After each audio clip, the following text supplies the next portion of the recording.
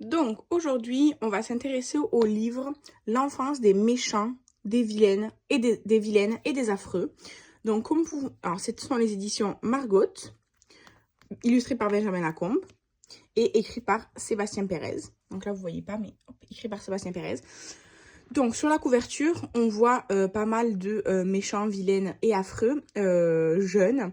Et donc dans ce livre, l'auteur s'est amusé à imaginer ou à récupérer de plusieurs mythes l'enfance, la jeune enfance des personnages connus pour être méchants, affreux, vilains et un petit peu expliquer pourquoi ils sont méchants, vilains, affreux.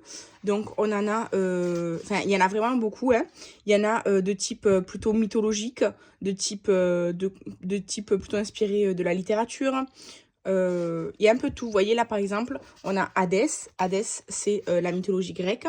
Eh bien, on m'a expliqué pourquoi. En fait, il a commencé à être méchant, entre guillemets. Là, on a la reine sorcière, comme ceci. Donc ça, c'est plutôt inspiré de contes. Là, on a Baba Yaga, donc une sorcière, inspirée de légendes urbaines, on va dire. Là, on a... attendez, j'arrive vraiment à me souvenir de son nom. Djedo Dewal, par exemple. C'est aussi de la mythologie africaine, je ne sais plus de quel pays. Là, on a Sher Khan. Yamaouba, la reine de cœur. Là, on a Tic Tac, là, le crocodile et le capitaine Crochet. Bon, Maléfique. Hadès, comme vous avez vu avant. Loki, par exemple. Donc, moi, j'ai vraiment beaucoup aimé ce livre. C'est le genre de livre que j'aime beaucoup, en fait. C'est-à-dire expliquer un peu les préquels ou, en fait, des histoires courtes qui explique quelque chose. Donc là, ce sont des histoires courtes. Hein.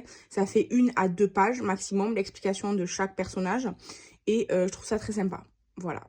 Donc évidemment, je vous recommande cette lecture.